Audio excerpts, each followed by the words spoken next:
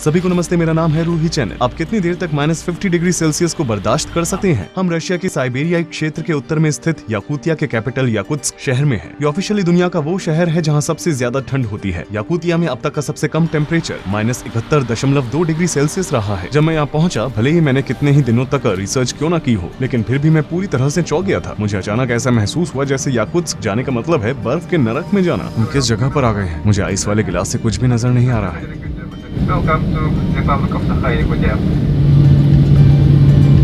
जैसे ही मैंने प्लेन से बाहर की ओर अपना पहला कदम उठाया, मुझे पता था कि मैं तैयार नहीं हूँ।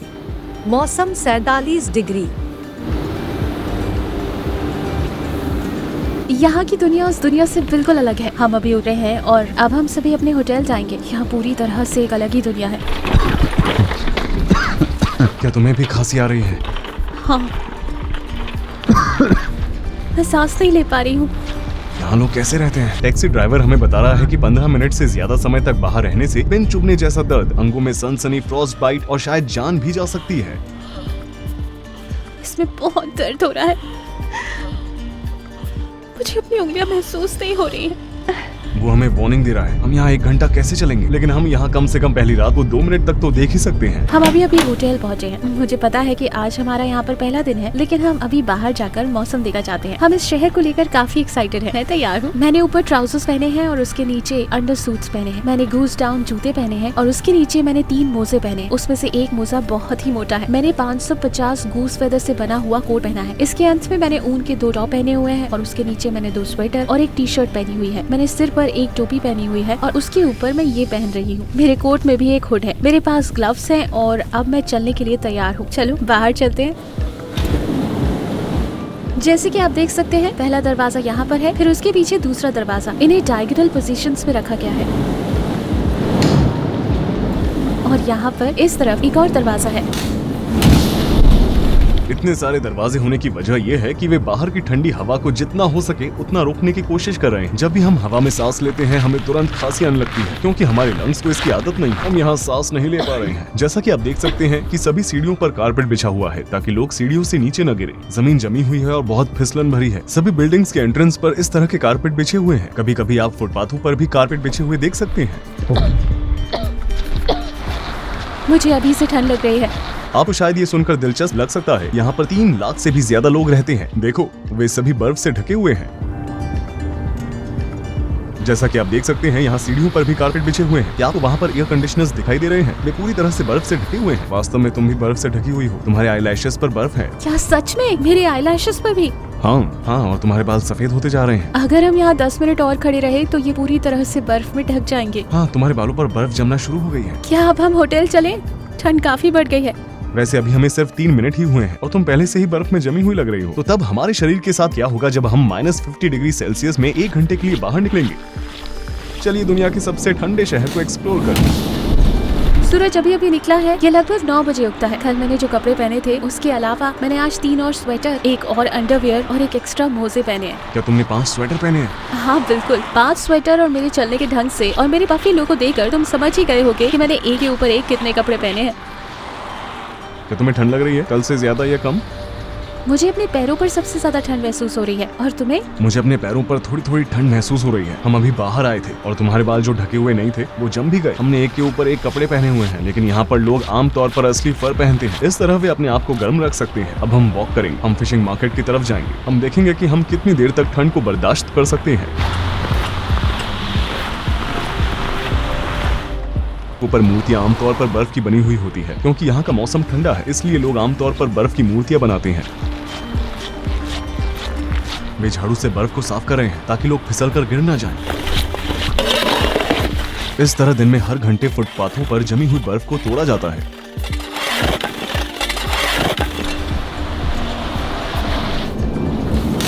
ये सुनने में अजीब लग सकता है, लेकिन भले ही याकुत्स्क रशिया में है, लेकिन फिर भी इसका टाइम जोन ठीक जापान जैसा है। यहाँ देख सकते हैं कि कार पर एक कवर लगा हुआ है। ये कार को गर्म रखा है। देखो, उन्होंने इस छेद से एग्जॉस्ट पाइप को निकाला हुआ है। अगर आप गौर से देखेंगे तो चालू कार में आपको कोई भी दिखाई नहीं देगा। कार में कोई भी नहीं है, लेकिन वो फिर भी चालू है। उसमें से धुआं निकल रहा है। ऐसा इसलिए है क्योंकि अगर कार 20 मिनट से ज्यादा देर रुकी रहती है तो इसका इंजन फ्रीज होने लगता है। फिर मौसम के गर्म होने तक इसका इस्तेमाल नहीं किया जा सकता है। ठंड के मौसम की बात करें तो आप शायद सोच रहे होंगे कि यहाँ लोग कैसे अपने आप को गर्म रखते हैं। और हर मोहल्ले में नेचुरल गैस बर्निंग सेंटर्स हैं। जैसा कि आप यहाँ देख सकते हैं, बिल्डिंग्स में गर्म पानी पहुँचाया जाता है, इसलिए नेचुरल गैस के बिल उतने ज्यादा नहीं है जितना आप सोच रहे हैं। 4 लोगों के परिवार को बस $25 प्रति माह का भुगतान करना पड़ता है। इन पाइप्स को जमीन के ऊपर बनाने की वजह ये है कि अंडरग्राउंड पूरा बर्फ से जमा हुआ है। हमारे नीचे एक नदी है और वो पूरी तरह से जमी हुई है। इसकी सरफेस पर कई मीटर्स तक बर्फ जमी हुई है। ये स्कूल है, आप खिड़की से आने वाली रोशनी को देख सकते हैं। करंट टेम्परेचर -45 डिग्री सेल्सियस है और स्कूल अभी भी खुले हुए हैं। बच्चे स्कूल जा रहे हैं। यहाँ के स्कूल हमेशा तब तक खुले रहते हैं जब तक कि टेम्परेचर -50 डिग्री सेल्सियस के नीचे नहीं गिर जाता। वहाँ पर एक फिगर बना हुआ है। ये एक लड़का है जिसकी पीठ पर स्कूल का बैग टंगा हुआ है।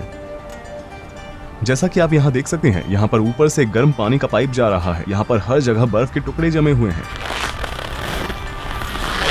चलो तुम्हारे चेहरे पर एक नजर डालें, इसमें बर्फ जमने लगी है। सच में? हाँ, मुझे लगता है कि सड़क के आगे एक बैंक है। चलो वहाँ चलते हैं और थोड़ी देर आराम करते हैं।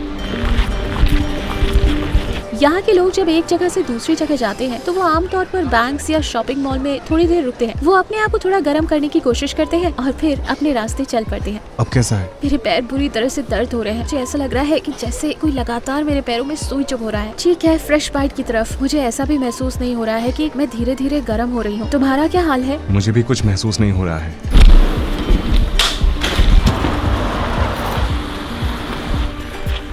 यहाँ से हम साफ साफ देख सकते हैं कि बिल्डिंग के बीच गर्म पानी कैसे ट्रांसफर किया जाता है। वो उस बिल्डिंग से निकलता है, इधर उधर जाता है और फिर यहाँ इस बिल्डिंग में जाता है। हम यहाँ पर अपने हर कदम पर ध्यान देते हैं। लोग यहाँ पर ट्रैफिक लाइट को लेकर काफी सतर्क रहते हैं, क्योंकि जरा सी लापरवाही का अंजाम बहुत बुरा हो सकता है। फॉग की वजह से मुझे अपने नाक के सिरे से आगे कुछ भी दिखाई नहीं दे रहा है। यहाँ पर एक बाजार है, क्या हम अंदर जाकर थोड़ा आराम करें? ठीक है।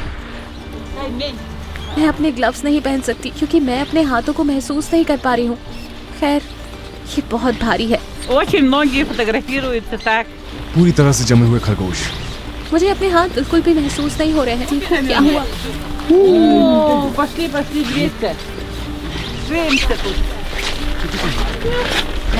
मेरे हाथ लाल हो गए हैं और सभी उंगलियां ऊपर से सफेद हो गई हैं। मैं यहाँ पर 1 मिनट अपने आप को गर्म रखने की कोशिश कर रही हूँ। मैंने बस 1 मिनट के लिए अपने ग्लव्स उतारे थे। अब मेरे हाथ बहुत बुरी तरह से सुन्न हो गए हैं। Чтобы заработало, надо вот так массаж делать, чтобы это кровообращение началось. Знаете?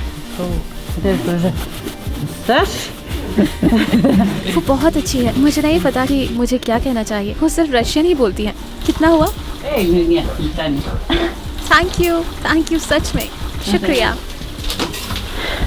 वो बहुत अच्छी है। Thank you. अब मुझे भी ठंड लगना शुरू हो गई है। मुझे बहुत ठंड लग रही है। बैंक देखते ही अब हम अंदर चले जाएंगे। 1 मिनट रुको, इधर आओ। शायद तुम्हारी नाक लाल होती जा रही है। शायद तुम्हें फ्रॉस्ट बाइट हो रहा है। मुझे लगता है कि हमें कोई ना कोई जगह ढूंढनी होगी। वैसे आप यहाँ पर बर्फ को देखकर समझ सकते हैं कि यहाँ की हवा कितनी ड्राई है। ये बिल्कुल धूल की तरह है। ये उस बर्फ जैसी बिल्कुल भी नहीं है जिसे हम जानते हैं।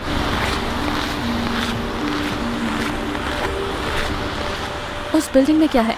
क्या हम अंदर जा सकते हैं? मुझे बहुत दर्द हो रहा है। ये बंद है। ध्यान से। जगह बंद होने की वजह से यहाँ पर कोई कारपेट नहीं है। चलो सामने चलते हैं। लोग अंदर और बाहर आ जा रहे हैं।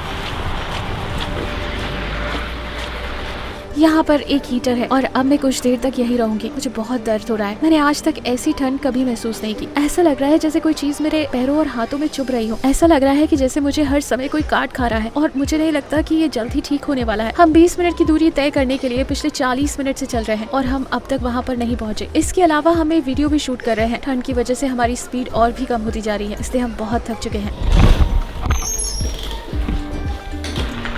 जैसे कि आप देख सकते हैं, यहाँ पर 3 दरवाजे हैं।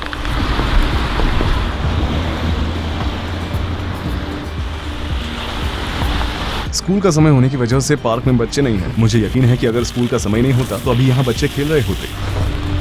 मैं -47 डिग्री सेल्सियस पर प्लेग्राउंड पार्क में झूले पर बैठी हुई हूँ। 1 मिनट रुको। मुझे अपनी उंगलियां महसूस नहीं हो रही हैं। मैं अपने फ़ोन पर टैप भी नहीं कर पा रही हूँ। यहाँ आप अंटार्कटिका में मौसम देख सकते हैं। ये -28 डिग्री सेल्सियस है। मुझे अपनी उंगलियां बिल्कुल भी महसूस नहीं हो रही। इसमें बहुत दर्द हो रहा है। अपने आप को गर्म रखने के लिए हमें अब कोई ना कोई जगह ढूंढनी होगी। बेहतर होगा कि हम कॉफ़ी या फिर कुछ और पिएं। मुझे बहुत दर्द हो रहा है। बता नहीं सकती कि मुझे इस वक्त कितना दर्द हो रहा है। हमें तुरंत कहीं ना कहीं अंदर जाना होगा। चलो कोई कैफे ढूंढते हैं। आओ फोन पर एक कैफे ढूंढे। क्या वो एक कॉफी शॉप है? तुमने इसे कहाँ देखा था? क्या ये यहाँ से बहुत दूर है? मुझे अच्छा महसूस नहीं हो रहा है। क्या ऐसी कोई जगह नहीं है जहाँ पर हम जा सकते हैं? मुझे बहुत दर्द हो रहा है। मेरे पैर पूरी तरह से सुन्न हो चुके हैं। तुम्हारी उंगली को क्या हुआ? मैं बिल्कुल भी महसूस नहीं कर पा रही हूँ। मुझे बहुत दर्द हो रहा है। क्या सच में? हाँ, मैं अपनी उंगलियों में कुछ भी महसूस नहीं कर पा रही हूँ। इसमें बहुत दर्द हो रहा है। हम बस थोड़ी देर के लिए बाहर रुके और मेरे हाथ सफ़ेद होना शुरू हो गए थे और ऐसा मेरे राइट हैंड में हुआ, इसलिए मुझे कुछ ज़्यादा ही दर्द हो रहा है। मुझे बहुत दर्द हो रहा है।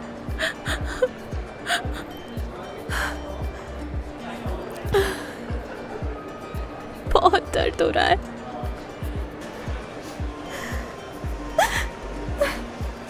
मुझे अपना हाथ दिखाओ।